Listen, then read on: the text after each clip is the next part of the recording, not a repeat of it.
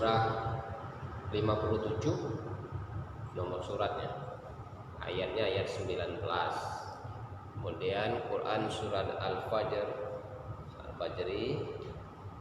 nomor surat 89 ayat 15 dan 16. Lipat baik dulu yang Al-Fajr. Insyaallah kita sampai ke situ. Kita mulai. A'udzubillahi minasyaitonirrajim. Bismillahirrahmanirrahim. Assalamualaikum warahmatullahi wabarakatuh. Waalaikumsalam warahmatullahi wabarakatuh. Alhamdulillahi rabbil alamin. Wassalatu wassalamu ala rasulillah nabiyyina Muhammadin wa ala alihi wa sahbihi ajma'in. Asyhadu an la ilaha illallah wa asyhadu anna Muhammadan abduhu wa rasuluh. Allahumma salli wa sallim ala sayyidina Muhammad wa ala ali sayyidina Muhammad, amma ba'd. Alhamdulillah, syukur kita senantiasa berusaha untuk menjadi abdan syakurah, hamba yang selalu senantiasa bersyukur kepada Allah Subhanahu wa ta'ala, baik di waktu lapang maupun dalam keadaan sempit.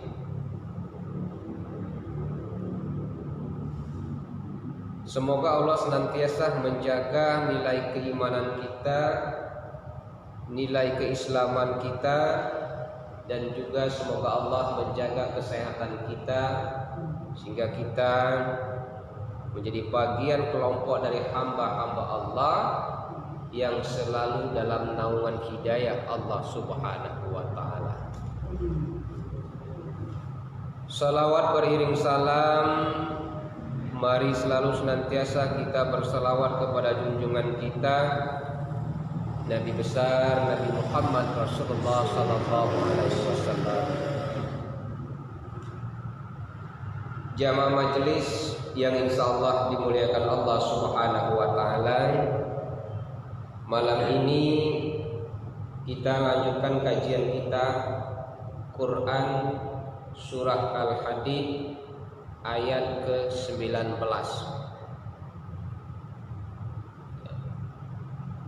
Ayat ke-19 ini adalah jantung dari surat ini. Kita telah belajar dari ayat 1 sampai ayat ke-18. Ayat ke-19 ini akan menjawab apakah kita benar-benar menjadi orang yang beriman tulus, atau kita hanya menjadi orang yang beriman tapi pura-pura. Nah, ini akan dijelaskan di dalam ayat ini. Makanya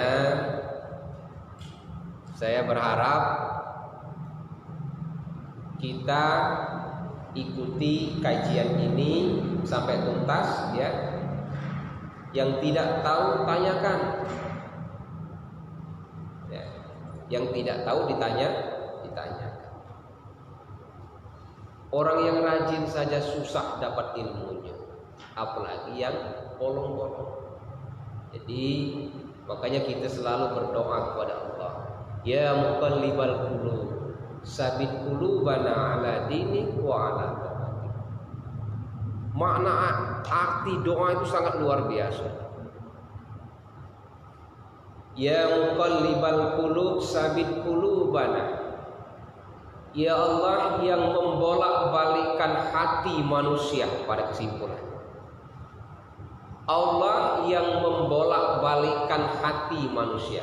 Ya muqallibal qulub sabit qulubana. Sabit qulubana artinya ya Allah jaga hati kami ala dinik, supaya patuh atau taat kepada agama Allah, wa ala ta'atik, dan patuh kepada ketaatan kepada Allah. Kenapa? Ada orang yang patuh kepada agama tapi tidak patuh dan taat kepada Allah. Makanya kedua hal itu selalu jangan ditinggalkan kalau kita berdoa kepada Allah. Ya muqallibal qulub sabit qulubana ala dinik wa ala ta'atik. Ya. Itu sebagai pengantar saja.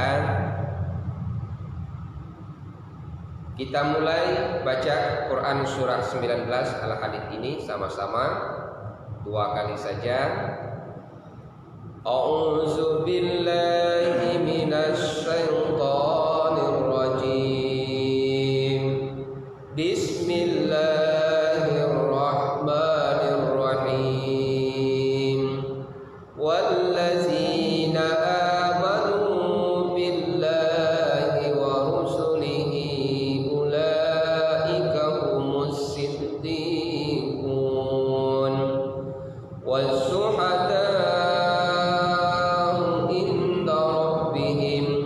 lahum ajruhum wa nuruhum wallazina kafaru wa kazzabu bi ayatina ulaika ashabul jahim.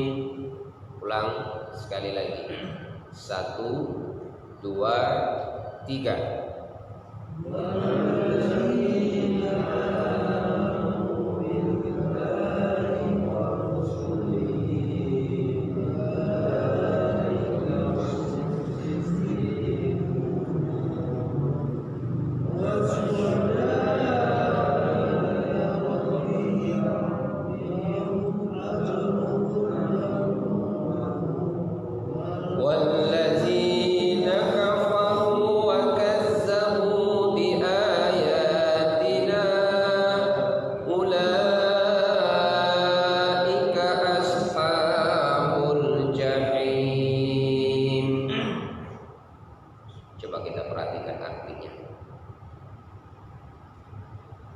Dan orang-orang yang beriman kepada Allah dan Rasul-Rasulnya, mereka itu orang-orang yang tulus hati, dalam kurung pecinta kebenaran, dan saksi-saksi di sisi Tuhan mereka. Mereka berhak mendapat pahala dan cahaya. Tetapi orang-orang yang kafir dan mendustakan ayat-ayat Kami, mereka itu penghuni neraka. Kita perhatikan sekali lagi makna ayat ini sebelum kita uraikan. Ada 3 kata kunci yang ingin saya jelaskan dalam ayat ini. Pertama, wallazina amanu billahi wa rusulihi ulaika humus siddiqun. Dan orang-orang yang beriman kepada Allah dan Rasul-Rasulnya. Kalimatnya Rasul-Rasulnya, artinya bukan satu Rasul. Rasul-Rasul berarti lebih dari satu Rasul. 25 Nabi yang wajib kita ketahui. Kalau Rasulnya berarti cuma satu ya. Itu yang pertama. Yang kedua yang akan kita bahas malam ini, wasyuhada, dan mereka itu adalah orang-orang yang menjadi saksi. Nah, apa pengertian saksi di situ? Di sisi Tuhan mereka menjadi saksi. Para rasul-rasul itu menjadi saksi. Menjadi saksi untuk siapa? Untuk umatnya. Mereka berhak mendapat pahala dan cahaya. Nah, siapa orang yang mendapat pahala dan cahaya? Nah, ada pahala, ada cahaya, ya kan? Tetapi orang-orang yang kafir, tetapi orang-orang yang kafir dan mendustakan ayat-ayat Kami, mereka itu penghuni neraka. Kalau kalimatnya dan orang-orang kafir, nah itu sudah jelas, tidak perlu kita tanya lagi, pasti dia penghuni neraka. Yang dibahas di sini yang jadi masalah bagi kita umat Islam, dan mendustakan ayat-ayat kami. Nah, kalau mendustakan ayat-ayat kami siapa ini? Kafir atau Islam? Islam. Orang Islam. Kalau orang kafir sudah jelas, tidak usah dibahas. Tapi di sini dan mendustakan ayat-ayat kami. Kita belajar kemarin sudah belajar tentang ayat-ayat Allah. Yang pertama kita bahas, wallazina amanu billahi wa rusulihi ulaika humus siddiqun. Dan orang-orang yang beriman kepada Allah dan rasul-rasulnya, mereka itu orang-orang yang tulus hati. Itulah terjemahannya coba. Sama tak situ? Tulus ya? Yang tulus hati atau yang benar hati? Tulus. Bahasa Arab benar itu artinya sidik. Abu Bakar Siddiq mendapat gelar Abu Bakar Siddiq, orang yang membenarkan Rasulullah. Siddiqun. Nah, di dalam ayat ini kata-kata siddiq diartikan tulus.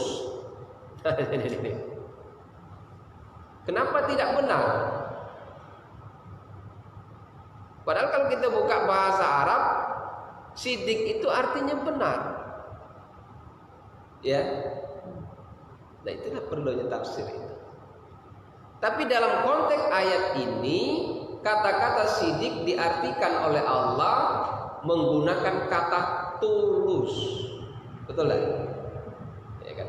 Dan orang-orang yang beriman kepada Allah dan Rasulnya, mereka itulah orang-orang yang tulus hatinya. Kalau kita lihat kaidah Arabnya, orang-orang yang benar hatinya seharusnya. Tapi Allah menggunakan kata-kata tulus.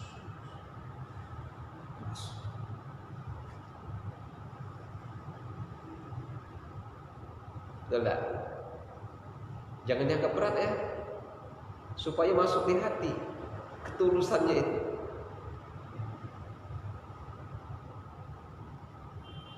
Artinya seperti ini.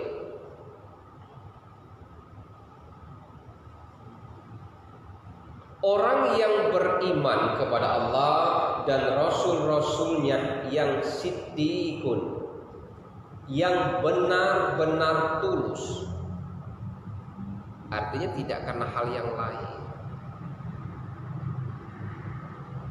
Dia beriman kepada Allah dan Rasulnya itu tidak hanya benar, tetapi tulus hatinya. Tulus hatinya kepada Allah. Dia beriman billahi. Makanya ayat itu kali diawali wallazina amanu billahi. Dia beribadah karena billahi, karena Allah. Dia bekerja karena billahi, karena Allah. Dia ikut majelis taklim karena billahi, karena Allah. Dia sholat karena billahi, karena Allah. Orang-orang yang melakukan amal ibadah, baik ibadah kepada Allah maupun ibadah kepada manusia atau di tengah masyarakat, dengan niat billahi karena Allah dan Rasulnya, itu termasuk golongan orang-orang yang tulus hatinya, benar-benar tulus. Itu maknanya. Banyak orang yang beriman, benar dia beriman, tapi tidak tulus.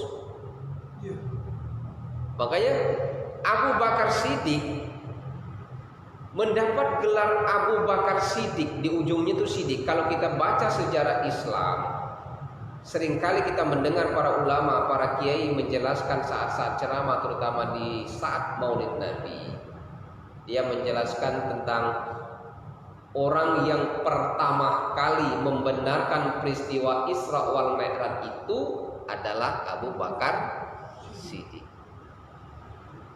Nah, mendapat gelar Siddiq di situ Abu Bakar karena dia mengakui beriman kepada Allah dan Rasulnya, benar-benar tulus akan keyakinannya akan peristiwa Isra wal Mi'raj. Makanya dia mendapat gelar siddiq, benar. Nah, benar di situ benar-benar tulus akan keimanannya kepada Allah dan Rasul. Nah, kita mungkin sudah beriman tapi belum tulus. Ya, makanya ayat Allah pakai kata-kata tulus, tidak menggunakan kata-kata benar. Benarnya digandeng dengan tulus. Benar-benar tulus. Ya. Itu yang dimaksud Allah, orang yang beriman kepada Allah dan Rasul. Ayat ini sebenarnya bertanya kepada diri kita sendiri.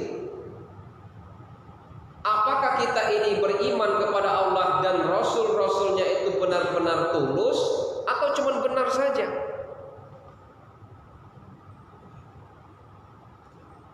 Karena tulus itulah yang puncaknya akan menyampaikan manusia akan khusyuk beribadah kepada Allah.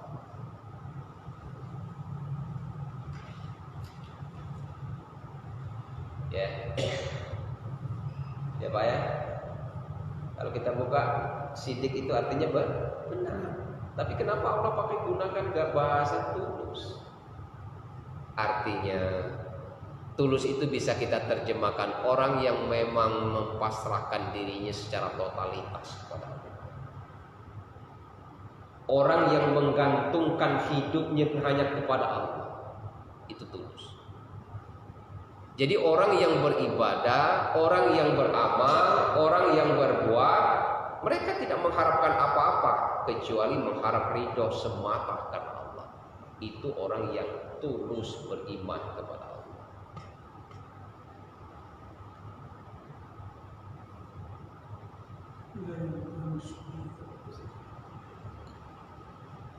Ya. Contoh orang yang tidak tulus beriman. Dalam Al-Baqarah disindir seperti ini. Kullama adu'a lahum masawfi wa iza aslama alaihim qamu. Kalau terang mereka datang, kalau gelap mereka tidak datang. Nah, Allah tuh bikin perumpamaan hebat. Contoh misalnya, kullama adu'a lahum masawfi wa iza aslama alaihim qamu. Kalau terang mereka datang kata Allah, kalau gelap mereka tidak datang. Bagi orang yang benar-benar tulus dia beriman kepada Allah, dia tidak memandang terang ataupun tidak. Mereka tetap berjalan dan berjihad di jalan Allah. Tapi bagi orang yang beriman tapi tidak tulus, maksud ayat ini, kalau sesuatu di situ kumpul ada yang menguntungkan, datang rame-rame. Tapi kalau dituntut untuk berpikir, berjuang yang kira-kira tidak menguntungkan, bubar satu-satu mundur ke belakang. Maka itu bisa jadi menjadi kelompok orang yang beriman tapi tidak tulus karena Allah dan Rasul. Berat. Apalagi kita sebagai seorang kiai, sebagai seorang ustadz, sebagai seorang guru itu berat. Ya, berat. Saya lebih suka kita belajar walaupun dikit tapi benar. Benar-benar tulus daripada banyak tapi tidak tulus.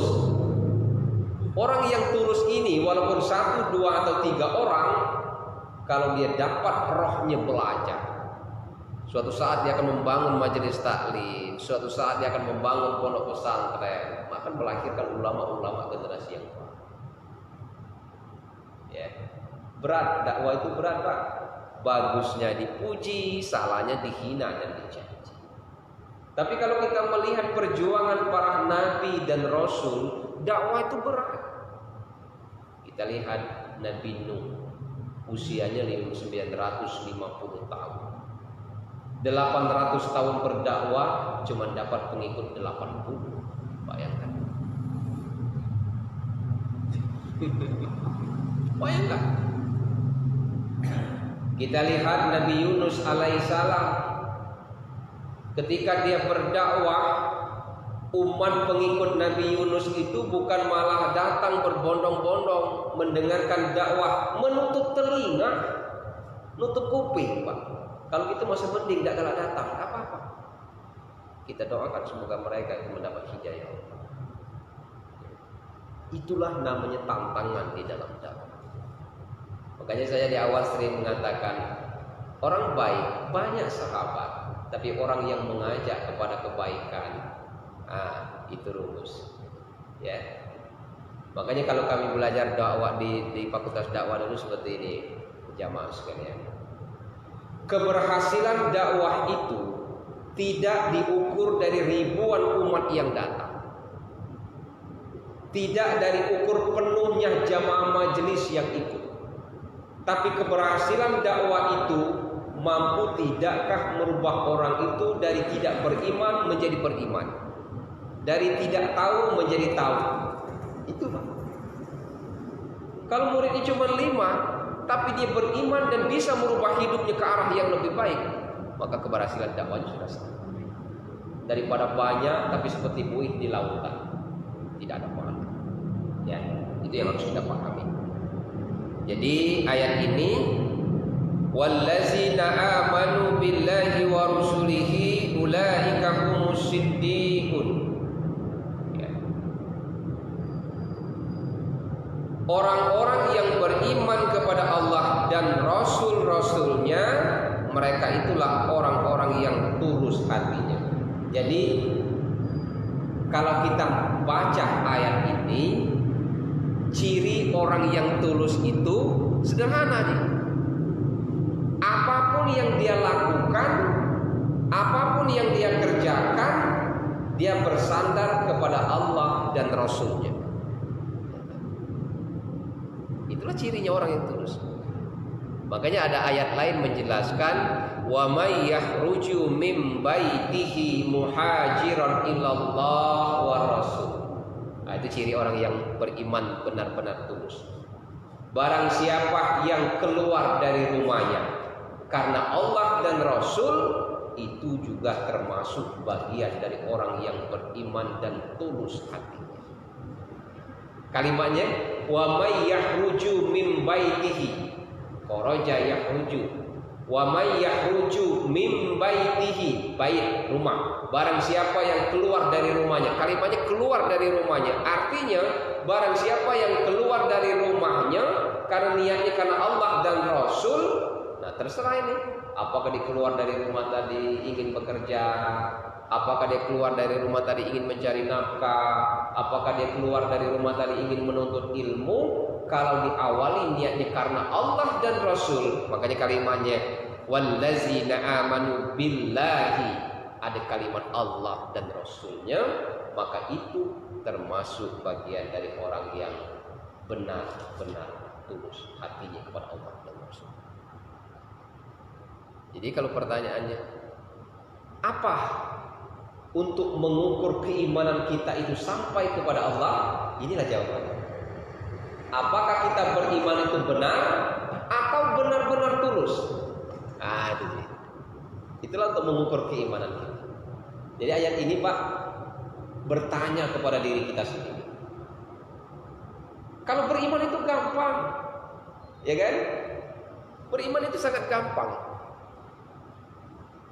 diucapkan mudah. Makanya di dalam Ali Imran Ali Imran lembar kedua ya, Ali Imran lembar kedua. Coba Ali Imran lembar kedua.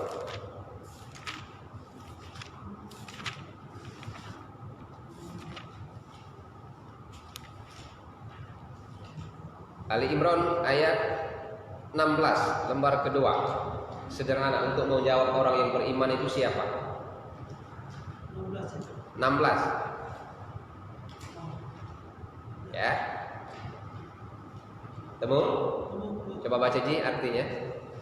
Bismillahirrahmanirrahim.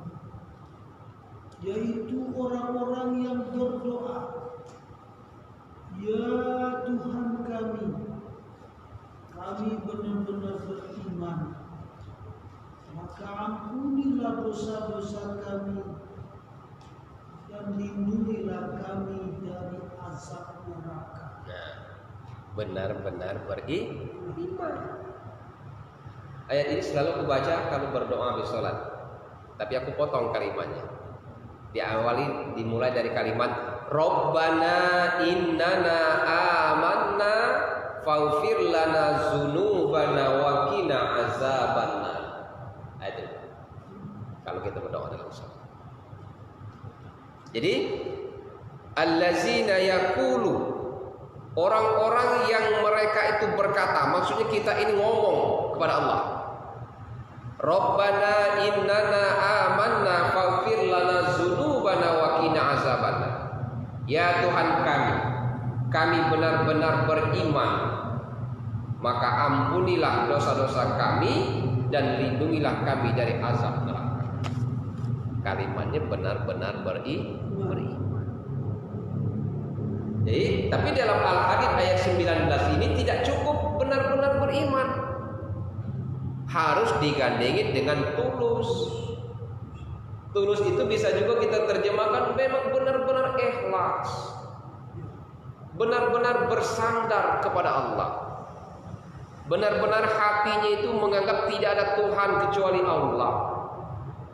Makanya kita ketika sholat itu Allahu Akbar, yang besar itu hanya Allah. Paham kalimat awal dalam surat itu? Ya. Terjemahkan antara ikhlas dan tulus ini ya, seperti perumpamaan kulit dengan daging. Sangat dekatnya. Ikhlas itu kalau kita terjemahkan adalah pengertiannya penyerahan diri kita secara totalitas kepada Allah. Baik saat beribadah maupun saat bekerja. Ada kalimat totalitas. Penyerahan diri kita secara total kepada Allah. Artinya roh dan jiwa kita ini memang dipasrahkan kepada Allah.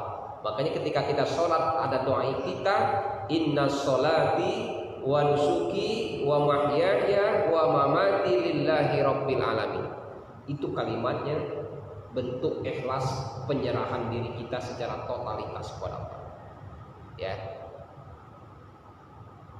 Nah, kalimat tulus di sini kalau kita kaitkan dengan pengertian ikhlas tadi, penyerahan diri secara totalitas kepada Allah, mempunyai sebuah persamaan. Kalau tulus tadi diawali dengan ada kalimat billahi wa rasulihi. Artinya penyerahan dirinya itu secara totalitas disandarkan kepada Allah dan Rasul. Situ batasannya. Jadi kalau kita hubungkan kata-kata ikhlas dan tulus ini, kalau aku kasih perumpamaan sama seperti kulit dengan daging, ya, sangat dekat sekali dan tidak ada bisa terpisahkan. Kita teruskan ke ayat kalimat selanjutnya. Wa syuhada'u inda rabbihim.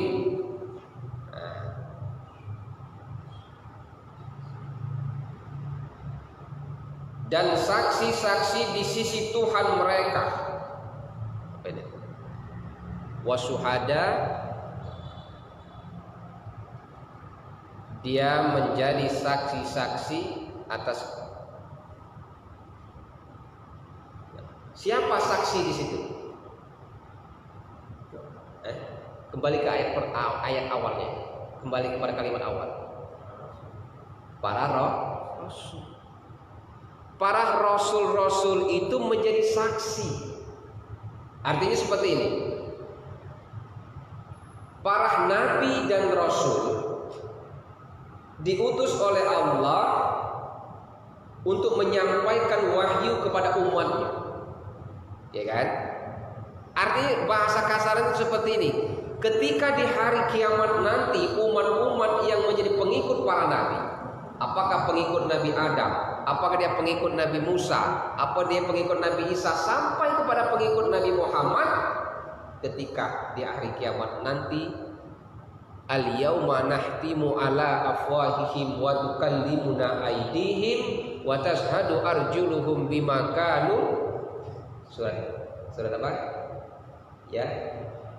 Surat ya Yasin. Ayat kurang lebih ayat 65 ya.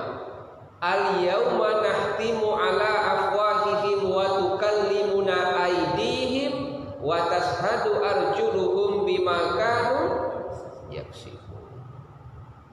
Pada hari itu seluruh panca indera kita ini menjadi kesaksian apa yang kita kerjakan saat kita hidup di dunia.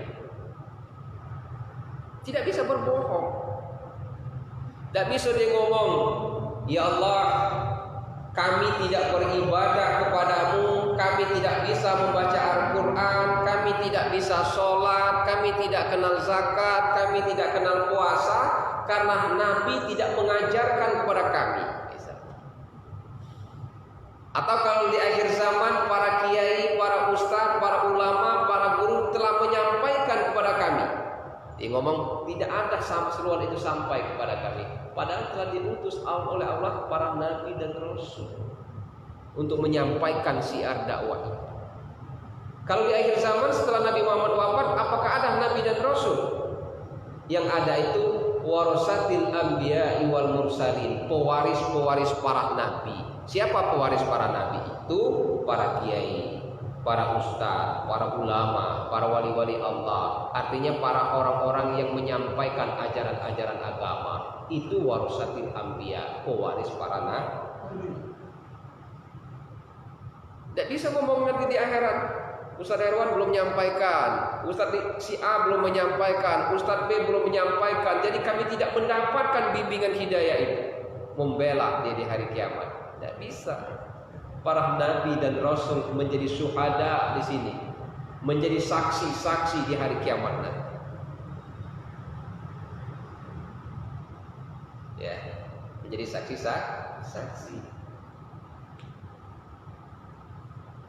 Jadi wasyuhada'u inda rabbihim, mereka itu menjadi saksi-saksi kepada Tuhannya terhadap perbuatan para umat-umat, para nabi dan rasul. Tidak bisa kita berbohong di hari kiamat, tidak bisa berbohong. Padahal ya, makanya dalam surat Yasin itu telah dijawab, al-yauma nahtimu ala afwahihim. Pada hari itu semua panca indera kita memberikan kesaksian terhadap apa yang pernah kita lakukan. Itu panca indera, ditegaskan lagi para nabi dan rasul menjadi saksi. Tidak hanya menjadi saksi, Nabi Muhammad pun memberikan syafaat untuk umat, pertolongan untuk umat. Nah, kita teruskan. Lahum ajruhum wa nuruhum. Bagi mereka ajruhum pahala, wa nuruhum, dan bagi mereka juga mendapat cahaya. Jadi orang-orang yang beriman kepada Allah dan Rasulnya karena benar-benar tulus hatinya, benar-benar tulus hatinya, maka dia akan mendapat pahala dan cahaya. Pahala dan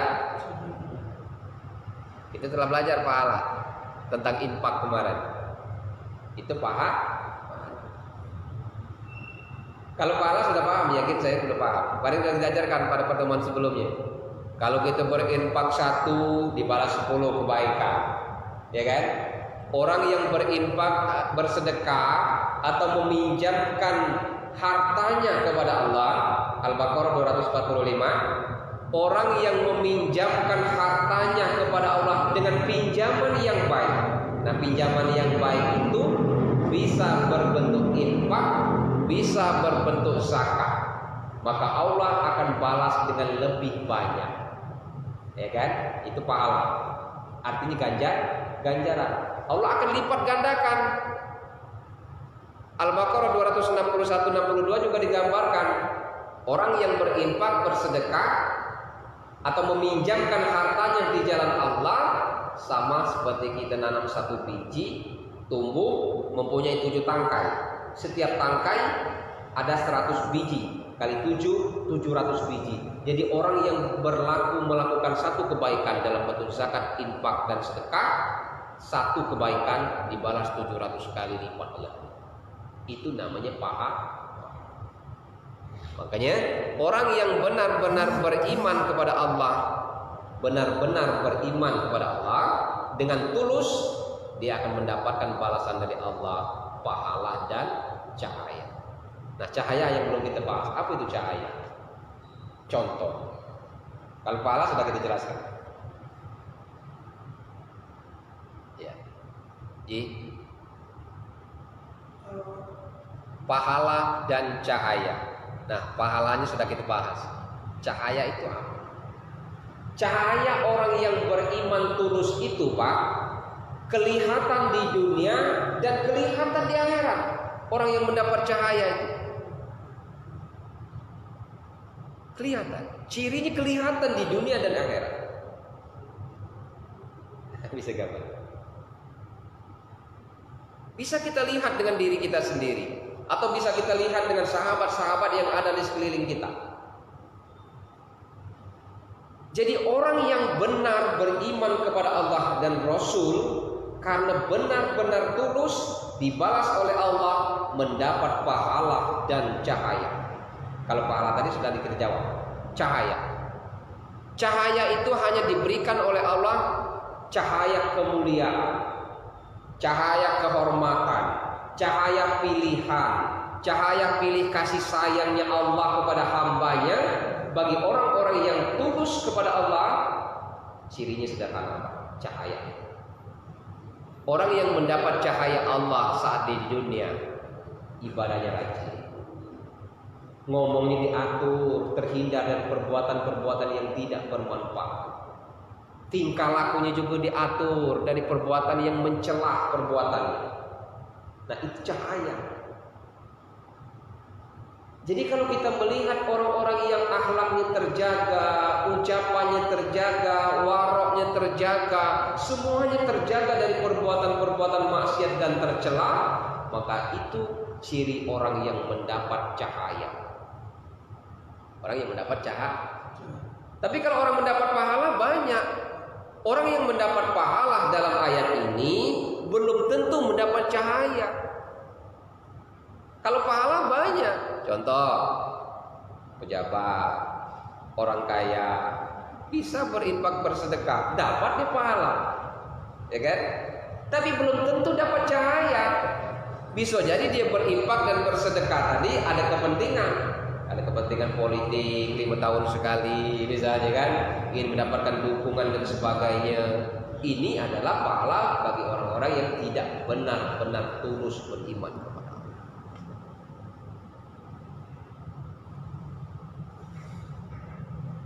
Bisa dipahami. Jadi kalau kita ingin melihat diri kita atau melihat orang lain di luar kita, mereka itu mendapat cahaya yang Allah berikan baik saat di dunia maupun di akhirat. Itu tadi cirinya. Buka Quran surah Al-Mu'minun juz 18. Coba kita cari Al-Mu'minun, ciri-ciri orang yang mendapat cahaya itu.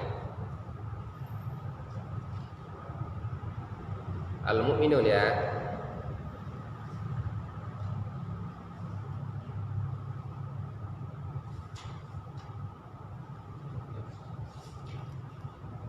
Juz 18.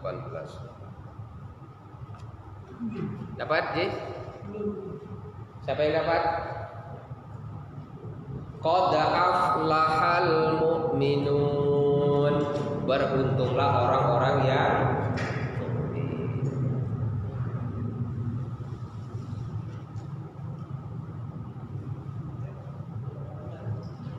Quran surat Al-Mu'minun. Coba baca dari ayat awal sampai ayat 5 lah. Coba bantu Mas. Coba baca.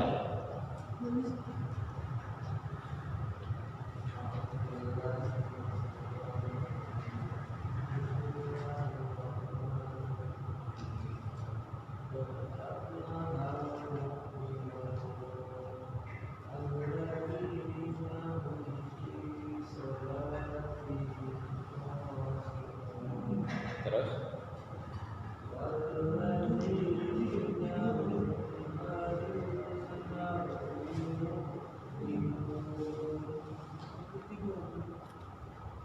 Terus